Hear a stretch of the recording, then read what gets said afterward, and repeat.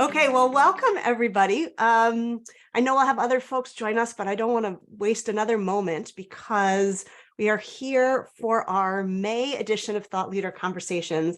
And I am so excited that Susan Fowler has joined us today. Before I introduce her, let's just do some quick housekeeping, which is we are going to do a book giveaway again. Actually, Susan's going to do one and we're going to do one. So stay till the end so that we can let you know who's won. My colleague, Michelle Hancock, is going to do a random draw of the names who are here present. And for those who are watching the recording, you can still access Susan's book, which is going to be released next week. We're super excited. She'll tell us a little bit more about that. And it'll be available. I think the 16th is the release date, right, Susan? Very well done. Yes. Yeah. So don't worry if you don't win. There's still a chance to get that book, and I really encourage you to do it. I've had a chance to pre-read it, and it's really something. So let me introduce Susan, because we want to talk today about motivation and mentoring. And this is a topic actually that I am so excited to learn more and more about, because I frequently get questions from mentors and mentees about how do they stay motivated, how do they motivate one another, and Susan will help us think through that a little bit today. Second bit of housekeeping. For those who have attended prior Thought Leader Conversations, you know that this is interactive. We want this to be a discussion where your questions are answered. We've already had somebody send one in advance, which is super helpful, but you still have a chance to ask, and I really encourage you to ask your questions in the chat, and hopefully there'll be time at the end to talk about them live as well. Okay, without further ado, let me introduce you to Susan Fowler. Susan is the CEO of Mojo Moments. She's a best-selling author of Why Motivating People Doesn't Work and What Does, which is, as I said, being released in a second edition next week on May 16th. There's also a companion book, which is Master Your Motivation, 3 Scientific Truths for Achieving Your Goals, which presents an evolutionary idea, which is that motivation is a skill. Motivation is a skill, and I know we'll talk more about that today. Providing real-world examples and empirical evidence, Susan equips leaders with updated leadership capacities so they can be highly effective and flourish at the same time. Her approach is steeped in good science, but also fresh, fun, and wildly relevant to what we're all experiencing in the workplace, including hybrid work, DEI issues, retention, and quiet quitting. Susan is also the author of bylined articles, peer-reviewed research, and 8 books, including the best-selling Self-Leadership and the 1-Minute Manager with Ken Blanchard. And tens of thousands of people worldwide have learned from her ideas through her training programs. If you want to find out more about her, you can visit mojomoments.com. And at the end of today's session, we'll put some more information on how to contact and find out more about Susan as well. Susan, welcome. Thank you. Gosh, I never thought you'd end. That's the most painful part of any presentation, is that introduction. But thanks, Lisa. I appreciate it. I'm so happy that you're here. In fact, I love that. I'm going to steal that. I never thought you'd end. Those bios can feel painful, but yours is short and accurate, and I that's one of the things I liked about it. Let's just start with just some foundation setting, which is, tell us about how you got interested in this topic of motivation. I've always been curious, but I'll tell you what really was the catalytic event was almost 40 years ago. Over 40 years ago. I watched a documentary on television about the animals that we eat. And I was a huge meat eater. I mean, I was a kind of girl that had a pot of bacon grease on my stove, because everything tasted better with bacon grease. So I was a huge meat eater, and I watched that documentary, and overnight I became a vegetarian. I just could not eat meat anymore, and in any way, shape, or form, fish, anything. And people kept saying, "Oh my gosh, you're so disciplined. Wow, you really have a lot of willpower." And I realized, no, this is like one of the easiest things to do that I've ever done. And so that was really curious to me, was how could I literally change a lifelong habit, doing something I actually loved, and change it overnight? What was the compelling force? What happened? And I wanted to understand it. So I really started a quest to understand motivation, and was led to the science of motivation, self-determination theory, and the researchers, Dr. Edward Deci and Richard Ryan. and have since become very involved in the research, academic research, and scientific research community.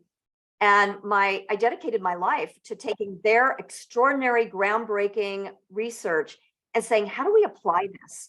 Because these researchers are so into finding truth and understanding human nature, they're not interested in application. And so that became my life calling. And so I'm actually one of my greatest, things I'm most excited about in my whole life is that in June, I'm actually keynoting at the Self-Determination Theory Conference, which is the thousands of researchers who are coming in from all over the world to deliver their research. And I'm the one keynoting on how their research is getting applied in the workplace. So that's pretty exciting. That's a great full circle moment too. That's Isn't really it? fantastic. Yeah, exactly. Yeah. So, I'm sure there are some people who think that motivation is really about the carrot and the stick, which we've all heard so much about. Right. Which is, of course, the idea that people are motivated by the incentives or by avoiding a penalty. And in fact, having spent a lot of time in the HR world, I can remember saying, well, you want to keep people stay, give them a bonus, give them a bonus, give them a bonus, right? And you're laughing because, as I learned, that doesn't quite work, right? So what's your take on that carrot and stick imagery? What I would love for all of you to just think about is when we say that we're motivating people and it works or it doesn't work, what does that mean? So the fact is you can get anybody to do anything in a moment. And you can get them to do horrible things. We could say, well, you're motivating people to do something. And I think there's a real difference between I guess what we're trying to say is what the research shows is that there's a difference in the quality of motivation that people have. So what we've gotten trapped into as parents and as teachers and as leaders in organizations, and then even with our own motivation, is that we've gotten trapped into what we call low quality motivation. And that's the incentives and the rewards and the bonuses, the perks, the status and the power. And so can you motivate people with money? Absolutely. Are people motivated by power? Yes. What we're saying, though, is those are inferior forms of motivation, and there's alternatives.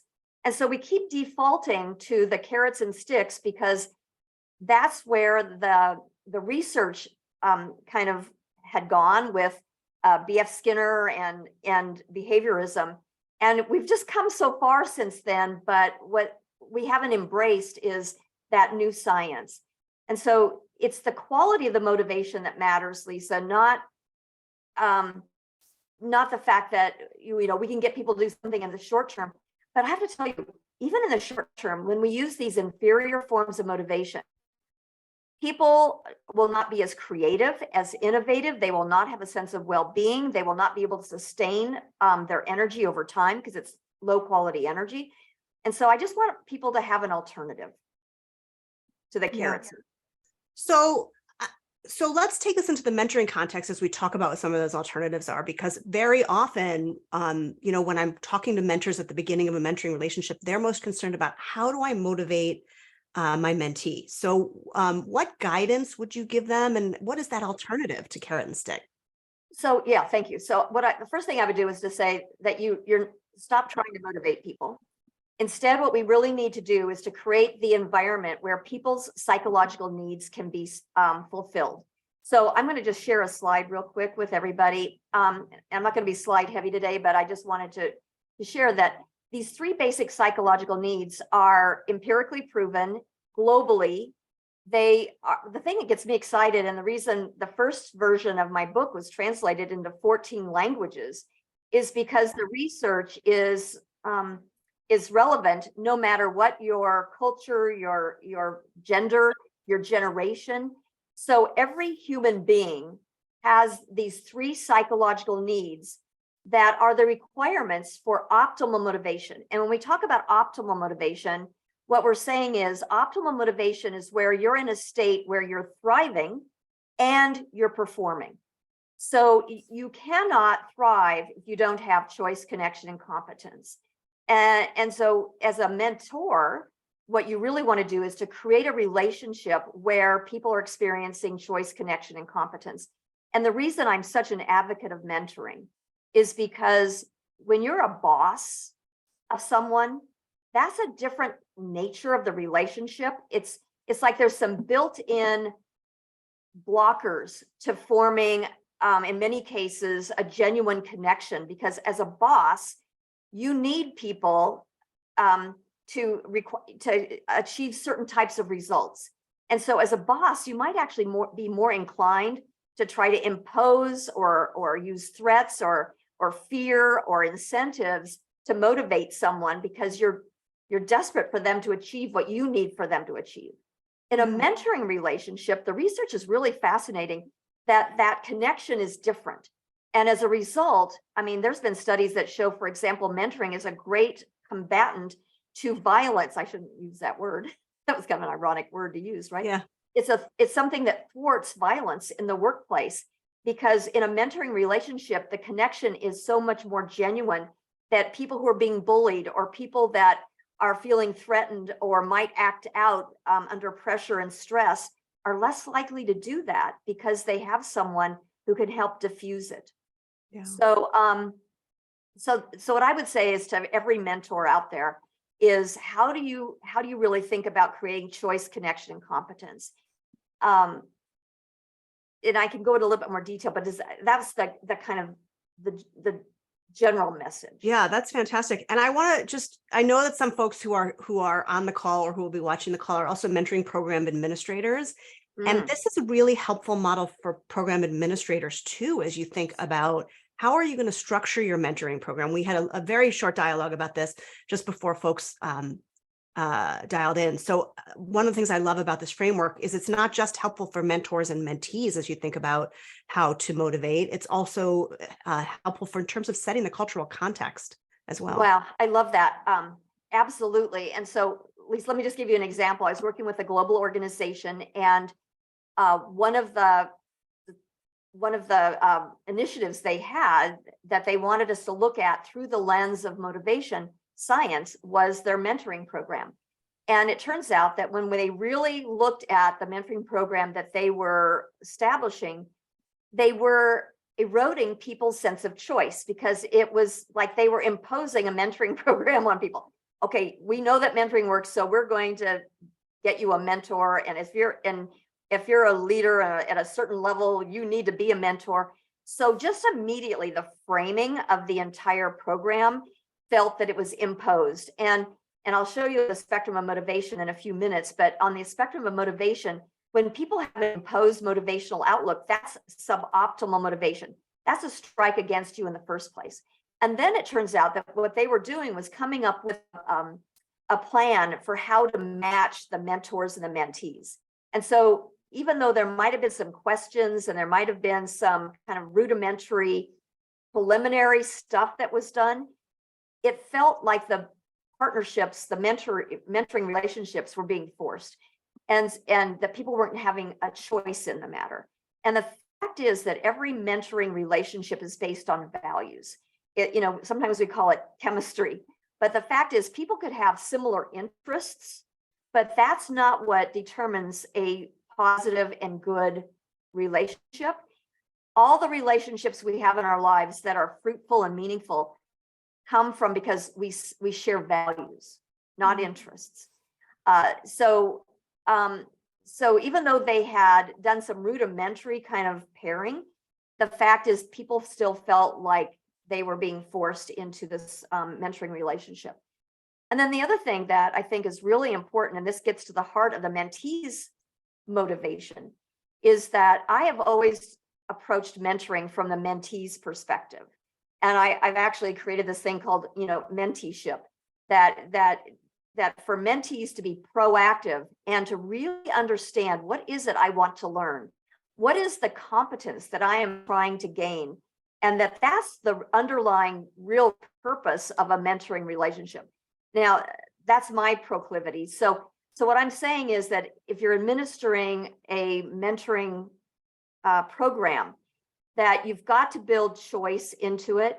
You need to understand that the connection is going to come from people making the choice to work together and giving them opportunities to almost like speed dating or whatever, but giving them some parameters around values. So many, especially the mentees, so many of them don't even understand what their values are. Mm. So you're trying to have a mentoring conversation that's values based, but there's been no basic values conversation to begin with. So what organizations do is they say, here's our organizational values. And then we even have leaders who go through like their leadership point of view and they learn, about their own values. But very rarely does the values exploration and the development of conscious values, very rarely does that get implemented at an individual contributor level. So it's really hard to create an administrative or to administrate a mentoring program if those values conversations haven't happened or aren't going deeper than the organization's values. And then the whole idea of the mentee really understanding what is it I need and want to learn, because that's why I would choose a mentor. They have something to help, they can teach me, they can be role models. So what is it that I'm learning?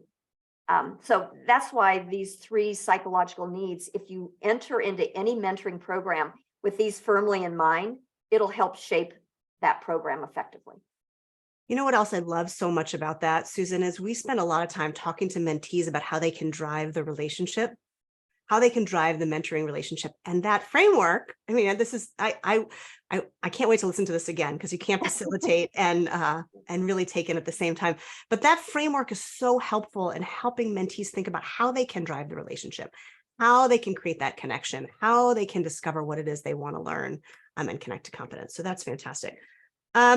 I want to, as I think I have a special interest in this intersection of diversity, equity, and inclusion and mentoring. Mhm. And there's so many threads about belonging that have already appeared in what you've talked about today. But I'd love to talk a little bit about this link between belonging and motivation and what mentors can do to help foster a sense of belonging within the context of a mentoring relationship. You just gave me chills with that question. And one of the reasons is that, I was listening to in the United States, our Surgeon General, and he's implementing a whole program on loneliness. And in the UK, they've actually, a couple of years ago, they actually appointed a minister of loneliness because they identified it as a major health issue in the UK. And so if you are a part of a marginalized group of people, your needs are even more profound when it comes to loneliness and alienation. And so when we talk about choice, connection, and competence, our definition of connection, I was just really intrigued with this, that when you look at the 3 forms of loneliness, that our definition of connection almost integrates perfectly. So when we define what we mean by connection, and by the way, in the academic world, in the self-determination world, the research they're doing around it, they call it relatedness. And so it's when you genuinely feel that you belong, that there's genuine relationships without ulterior motives, that is that people care about you and you can care about them regardless of what they need from you. Again, that's what makes a mentoring relationship so powerful, because with a boss and employee relationship, there's always that underlying ulterior motive that you have to work around. We're teaching leaders to do that, but with a mentoring relationship, that whole genuine connection is very present. The second part of the connection is to have goals and projects that you're working on that are aligned to meaningful values and a sense of purpose. And it's not the organization's values, it's not the organization's purpose, it's the individual's values and purpose, which again, it's really hard to align goals and projects to values if the values conversation hasn't happened. And as an individual, I'm not clear about what my developed values are. Most people are going through life with programmed values, which is all the generational stuff. So you have programmed values as Gen Xers. I'm a baby boomer. We have programmed values as a baby boomer. But all of us need to rise above our generational programmed values and develop values. And those values are choices that we're making, which then falls into choice. So anyway, that's the second aspect of connection. And the third aspect of connection, and this is all empirically proven, this is not just Susan making up a definition of connection. Empirically proven, and I think you'll all agree, the third aspect of it is that connection means contributing to something greater than yourself, Mm. contributing to the welfare of others. So if you belong to a tribe and that tribe has an in-group and an out-group, that is not true connection. So you can't say, oh, well, a leader like Hitler actually had connection because he was getting all these people who had a similar belief. No, the belief they had was about themselves being superior to others. And so even though they might have felt that in their tribe they belonged, it did not fit into the definition, empirical science, of what we mean by connection, because you have to have a sense of contributing to the greater good and the welfare of others outside of your tribe, so to speak. Mm. Wow, that's really powerful, and there's a lot to unpack there. Let's move, and by the way, if questions and comments come up to you as Susan is talking or as we're having a conversation, please share those in the chat. That is always energizing for us both as we go through these conversations. Or if you don't like something I've said or want to challenge it, I love that, because one of my values is learning, and for me to be optimally motivated, anytime I can build my competence, it actually helps fulfill my optimal motivation as well. So yeah. Before we go into the spectrum of motivation, which I really do want to do next, I want to just share a question that came in from somebody in advance of this, and it's a little bit long, so I'm just going to read it as he wrote it. Okay. And Susan, I know I've sent it to you as well, so hopefully others will have a chance to digest. I'll try to read slowly.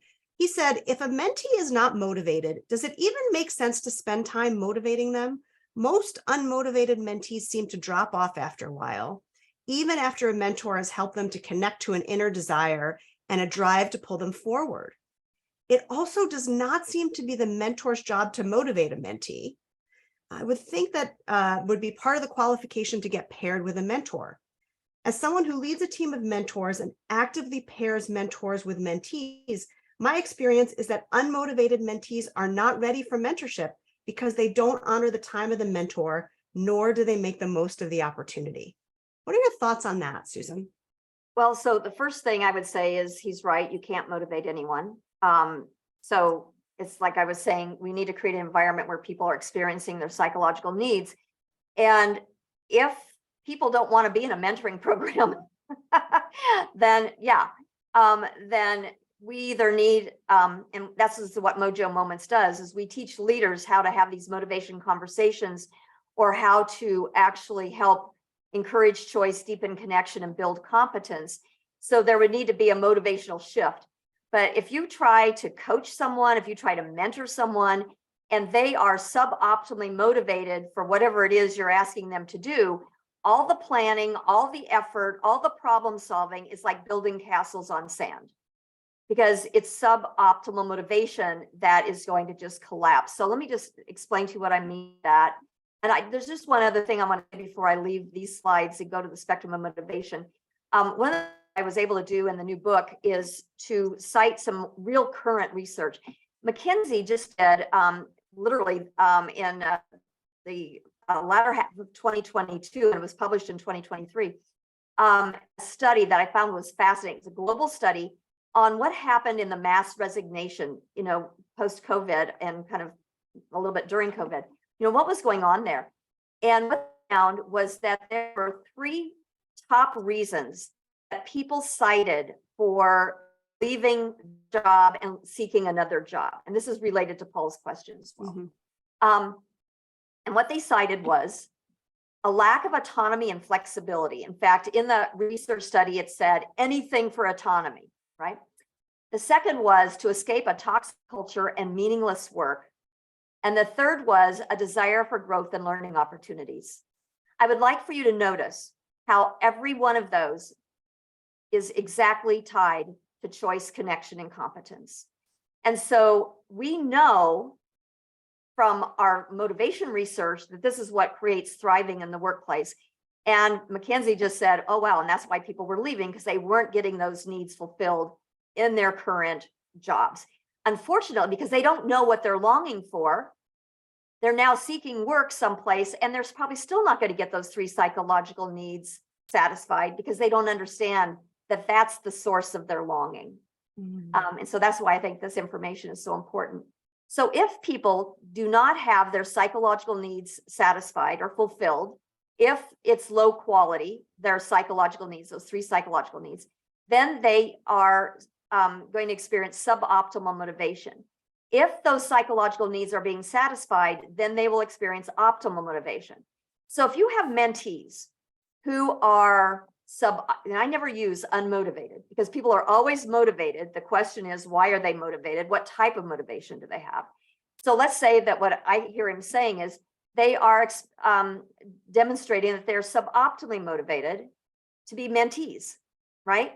And so they're either disinterested, and the disinterested motivational outlook might be because they're so overwhelmed with everything else in their life that they don't have time to even think about a mentor-mentee relationship.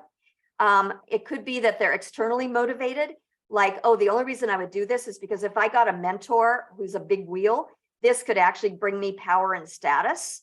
Or, maybe this is where I can get promoted if I have a mentor relationship. And so then their external motivation is exciting in the beginning, but they're probably not going to follow up on being a good mentee. Or they're feeling imposed, like, oh gosh, okay, I have to be in this mentoring program. I'm going through it for the motions. I'm just going through the motions because, I have to do it. And so if those are the reasons that people are in the mentoring relationship, then, good luck, Paul. So what we need to be able to do as leaders or as individuals is to shift the motivation from suboptimal to optimal. And the way to do that is through high quality self-regulation. And what that means really is figuring out how to create choice, connection, and competence. That was the fastest description of the model I've ever done in my life. I don't know if anyone even grasped any of that. Oh, it was super clear. It was super clear. Let me ask a follow-up question, Susan, because it's a curiosity that I have and others might have as well. Can you talk a little bit more about what does that self-regulation axis mean? And why is it that something appears to be the most optimal is lower on self-regulation than maybe I'm reading it wrong, but. Yeah, you are. Yeah. Okay. So if you have low quality self-regulation and low quality psychological needs, that results in suboptimal motivation. Yep. You can't have high quality self-regulation and low quality psychological needs because those things go hand in hand. And the way we're looking at self-regulation is a state of mindfulness that enables you to really tap into your higher level values, sense of purpose, and whenever you're living in that place of mindfulness, values-based, purposeful mindset, then you can't help but be optimally motivated. In fact, Kirk Warren Brown has done fascinating research, neuroscience, on when a person is in a state of mindfulness, it lights up the same part of the brain as when their psychological needs are satisfied. So mindfulness is like a direct link to optimal motivation, and optimal motivation is a path to mindfulness. They're really symbiotic, if you will. Yeah. So if leaders are throwing incentives, tokens, badges at people, what you're doing is you're forcing them or encouraging them to be externally motivated. And you're creating an environment where their self-regulation is low because they're giving into the fatal distractions. They're giving into the bright, shiny objects rather than really thinking about what's the meaning behind what I'm doing? What's the purpose behind what I'm doing? How can I actually have fun doing this? And so what leaders do is they create a culture, or let's say that it's fear-based or pressure-filled. There's pressure to achieve, there's pressure to win, there's pressure to perform. That's the imposed motivational outlook. And when we do that, we are just encouraging people to be suboptimally motivated instead of thinking, what's the value? If I'm going to this meeting, am I going because I feel like I have to? Am I going because I hope to be seen by the right people? Am I going, but I could care less and I'm just going to show up? My body's there, but my mind and heart aren't. Or am I going because I can do meaningful work in that meeting?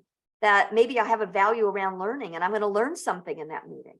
Or maybe I have a value around, maybe I have a life purpose around being a really inclusive leader. And this meeting is all about inclusivity. It's about bringing people in, helping them feel that they belong. And so I feel integrated. Or maybe I just enjoy meetings and, I want to go because I'm going to see some people that are fun to be with. So anyway, this model really is both what we call descriptive. It describes 6 motivational outlooks that people might have at any time. And it's prescriptive in that if we want people to shift from suboptimal to optimal, we can do it through high quality self-regulation by creating an environment for people where their psychological needs are being fulfilled. Amazing. Amazing. My HR background is I have all sorts of neurons that are connecting to the various parts of, total rewards and performance management. There's so many great connections here. So you know what, Lisa, let me just say a word about that, because I don't know how many of you here today are HR, in HR related, an HR professional. One of the things I would encourage you to do is to look at the leadership competencies or the mentoring competencies that you're asking leaders and mentors to, live up to. And what's happened is over the years, we've tried to update competencies, but we keep the carrot and stick, B.F. Skinner type competencies. We keep the McClelland power achievement competencies. We even include some of Maslow and all these other motivational theories or management theories, a lot of which were created during the time of command and control, leader-centric, when those are the management theories that were prevalent. Mm-hmm. I mean, even B.F. Skinner is all about how do we, in a command and control, top-down, power-centric, leader-centric world, manipulate people's behavior. And so we're so past that. And yet what I find is that we're not integrating what we know about human nature and human motivation quickly enough. Or we integrate it, and then we have competencies like drive for results. How do you drive for results and create an environment where people are going to be optimally motivated? I'd like to take the word, and Lisa, forgive me, because I know I hear it a lot, but I'd like to take the word drive out of our vocabulary. We can drive cattle, we can drive golf balls, we can, drive cars, but when we drive people, that comes from a language that's a vestige of what I think is really outdated management theory and definitely outdated motivational science. I love that. I mean, I think that's a tweetable, as they say, because our language really matters. And I think it using the word drive is so much of a link to how do you motivate someone else. And we've already talked about how that's a bit of a fallacy. Yeah. Let's turn that issue on its head a little bit, because we've already talked about the fact that the role of a mentee is to drive the mentoring relationship, which means they've got to be able to articulate and ask for what it is they need from a mentor. And I know that your work on motivation could be helpful to a mentee who isn't sure, where do I start on all this? So how does one get in touch with their own why, and how do they articulate that to their mentor? I'm going to just kind of talk around this for a minute, and then Lisa, maybe you can kind of pull what you think is the salient point out of this. I've been the grateful participant in some extraordinary mentoring relationships, one of which resulted in my marriage. So I know that that's a danger. But I actually went to Dr. Drea Zagarmi and I said, I just want to learn so much about, your work and your research. And he handed me a stack of research journal articles. I had never read a journal article in my life. And I started trying to read those things, and I was so over my head, and I started yellow marking, like, what does this even mean? I can't even get through the statistics part in the middle. What in the world? So I went back to him and I said, Dr. Zagarmi, I'm really sorry. I said, I guess I'm not going to be a very good mentee.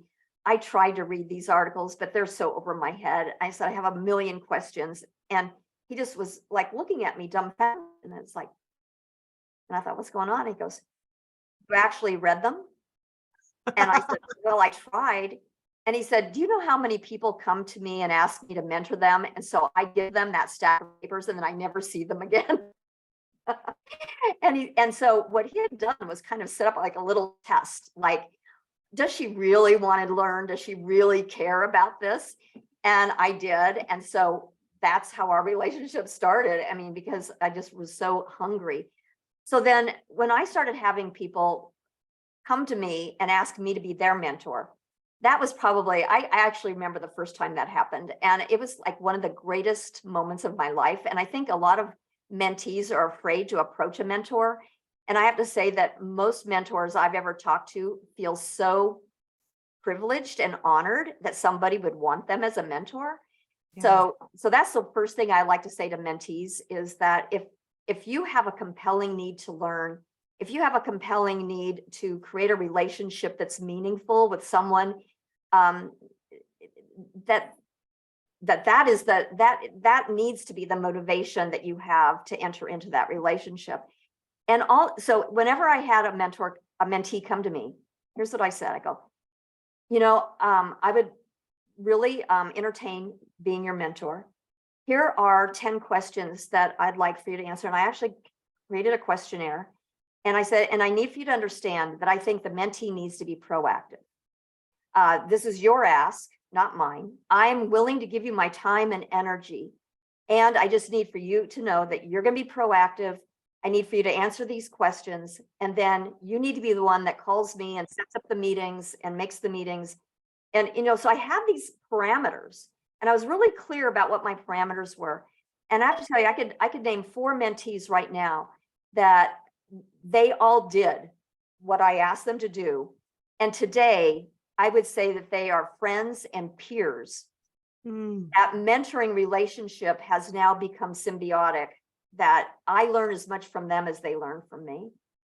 And they've been in my life for decades now. That's fantastic because it really started with this proactivity, Yes. this ownership of their learning, and that bred this mutual respect and trust that was so transformative. Oh, and let me just say one other thing about that, Lisa, is that Sharon Parker and Marilyn Gagne. Marilyn Gagne is a premier researcher in self-determination motivation research. Sharon Parker is the foremost researcher on proactive behavior. They both happen to work in Australia. And so they have combined their research.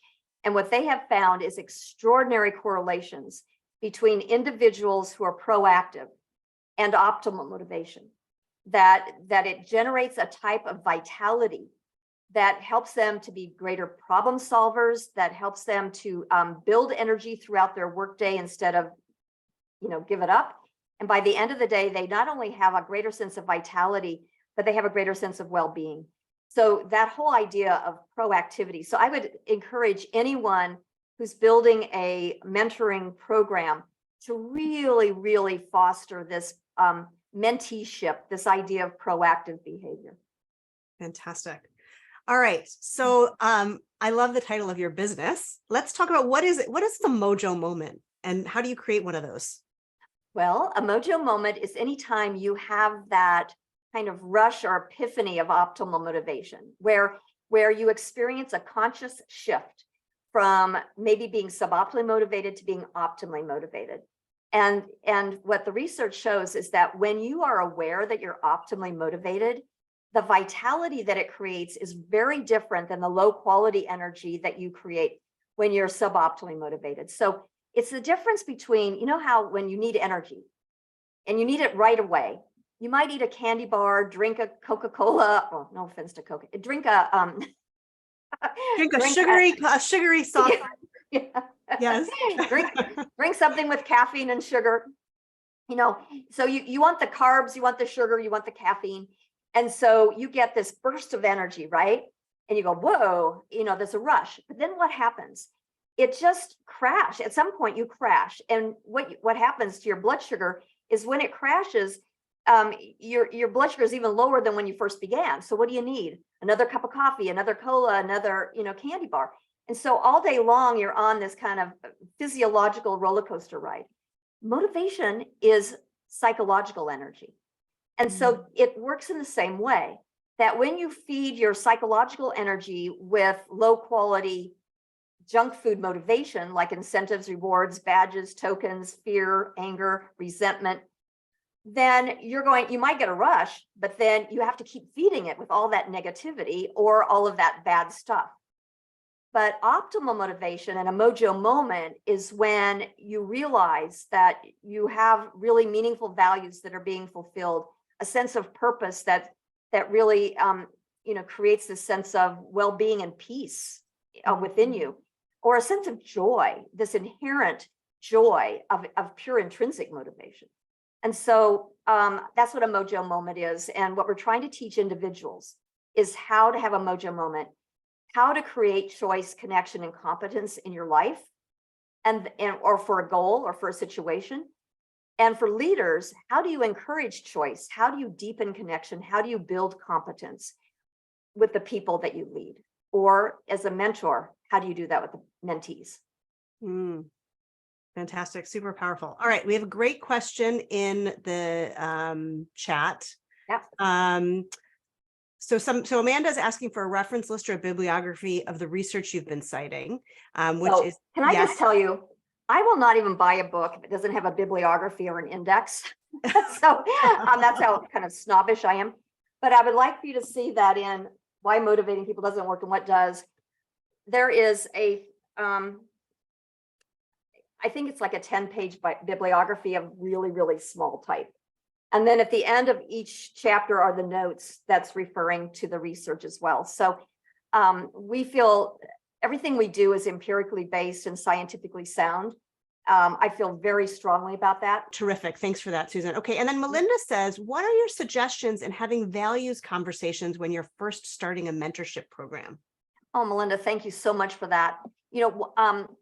We actually have them, and I'm not saying this because I'm trying to sell a course, because Mojo Moments, by the way, we don't even sell our courses. We work through channel partners globally who do it. So I hope you don't hear this as a sales pitch, because it's not, but I just wanted to reinforce that in our learning journals, we actually have an 8-page activity called Values and Purpose at Work. And what we encourage the leaders who go through our training to do is to go back and have a values conversation. And that values conversation has like a series of questions that helps people to kind of think about, what's meaningful, I'll tell you another example in a minute, but it asks them a series of questions, and then it has a whole list of different types of values and asks people to then refine to the point where they can get to 2 values that they could actually say are meaningful to them at work, and then have examples of how those play out at work. And then we actually have a really wonderful template for developing your role-related purpose at work. And so that's the first thing we ask leaders to do, is to go back and have that values and purpose conversation with the people they lead. As a mentor, as I said, I have questions that I ask my potential mentees. And many of those questions, I'd say the bulk of those questions, are really related to their values and helping them understand or unravel, what value would I place in this mentoring relationship? What are the values that I hope to fulfill as a result of this relationship? So, but you don't even have to do anything that formal. I would say if you just sat down and said, here are the values of the company. Here are the values that I personally try to operate under. Can we talk about what are the values that are so meaningful to you every day? And can you give me some examples of how that plays out? Or here's a really great question, is what have you been asked to do, or have I tasked you with doing, that actually feels that it's going against your values? So for example, if I asked you to work overtime 15 times in the last month, and you value your family and you're giving up family stuff because I'm asking you to work overtime, that's a conversation we need to have. Yeah. Because a lot of people don't understand. They say, I value family, and then they're working 90 hours a week. Or they say they're valuing their health, but they never work out. And so it's really, I could have a conversation with you and tell you what your values are in 2 minutes by asking you 2 questions. what do you spend your money on? And how do you spend your time? Because time and money are a reflection of the values that you really have, your operational values. Yeah. Let me add a couple tactical add-ons to that. I love everything Susan said, and those questions are fantastic. So the first thing, Melinda, in terms of having a values conversation, is don't make that the very first conversation you have, because if you want to have a genuine values conversation, you have to have a little bit of trust built first so that you can really go deep and share truly. There are a bunch of values exercises online. You could always Google a values exercise. I think that Susan's questions of how you spend your time and how you spend your money are excellent. Make sure as a mentor that you are answering and sharing those as well. You want to keep in mind the idea of reciprocity here. And as a mentor, this importance of being the first mover in order to build that trust, to have that values conversation. Because if you're doing it right, it's a deep conversation. And right? Lisa, can I just build on one thing you just said Please. too? I mean, I totally agree with you, everything you said. And that the research shows that trust is a byproduct of people feeling that their psychological needs are being fulfilled. So isn't that fascinating?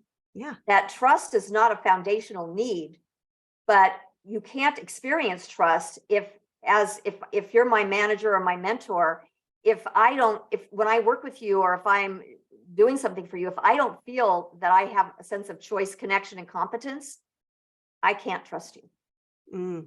So these are very interrelated. I love so I'm so glad you brought that up, Lisa. Yeah. And Amanda says there are instruments out there that can be a springboard for those conversations too. Absolutely. There's some great, Susan, you may do some executive coaching. I do as well. And there are terrific, if you just Google values exercise, you can find some really good ones that are great springboards for conversation, but don't make it a values exercise between the two of you. Make it a values conversation where it's ongoing, and circle back to that. That's part of the importance of writing things down, so you have that continuity later on. If your mentee says something and they're not feeling juiced or excited about it, you can always link it back to their values by remembering that. I love that I love that question. But that's actually a good segue to the next question, which is talk a little bit about how motivation varies and the science of motivation varies across culture, or does it vary across culture? Yeah, the 3 psychological needs don't vary. So every human being, these are foundational human needs for thriving. So, if you think about that, for physical thriving, we have certain needs that help us physically. But have you ever had one of those days where, you ate okay, you might have even gotten a decent night's sleep, you've been exercising, but you just cannot drag yourself out of bed in the morning? That has nothing to do with physical energy. It has everything to do with psychological energy. So the foundations of psychological energy are just as human as our needs for food, water, sex, breathing, sleeping. Now, the way that it gets played out with certain people might be different. So one of the areas that I'm really it's fun for me to explore, and I'm encouraging some scientific exploration around this, is that, for example, on the DISC model, when I look at self-regulation, one of the reasons I have a challenge with self-regulation is because I'm a high D on the DISC model, which means I'm extroverted and I'm controlling, right? And so my need for autonomy is off the charts. Now, everyone needs autonomy or choice. Everyone needs it. But I think that my need for choice or autonomy gets triggered even faster than some other people. Like my husband, he's an introvert. He's an accepting introvert. He's just the exact opposite, because opposites attract. He's the exact opposite of me personality-wise. He has needs for choice. He has needs for competence. But what triggers him is his need for connection. So if he ever feels like someone is disloyal, or he feels like someone isn't being truthful or doesn't value him as a human being, that's going to be a trigger. So I love the integration. And that's one of the things that I'm dedicated to doing, is helping people understand that the motivation science, the reason we call it foundational, is that if you understand motivation science, then personality theory starts to make more sense. Values start to make more sense. Emotional intelligence starts to make more sense. So yeah, so it's global and it's foundational. And so you start to understand I've been teaching situational SL2 with the Ken Blanchard companies, and I actually co-authored their self-leadership program. So I've been working for decades with Ken Blanchard, and I cannot teach situational leadership, SL2 or self-leadership anymore without integrating motivation into it. If anyone's ever taken a Ken Blanchard course, they will know that we've actually built optimal motivation into those courses because it's foundational to leadership. So Yeah. global and foundational. I love it. I love it. I love it. So Susan, we have 5 minutes left. I'd love to know what you're working on now and how people can get in touch with you. And Michelle, if you could also share Susan's contact information slide as she's talking as well, so people have that if they have to go. Well, thank you. We're really working on the release of our book on the 16th, but we're also working really to help leaders and coaches integrate this IP, this intellectual property, these ideas into their work sessions. So yes, so you can contact me at susan.fowler@mojomoments.com. You can also go to the website and just fill out a form, and we'll send you information, or we'd love to have you be part of our CHOMP community. CHOMP is creating healthy optimal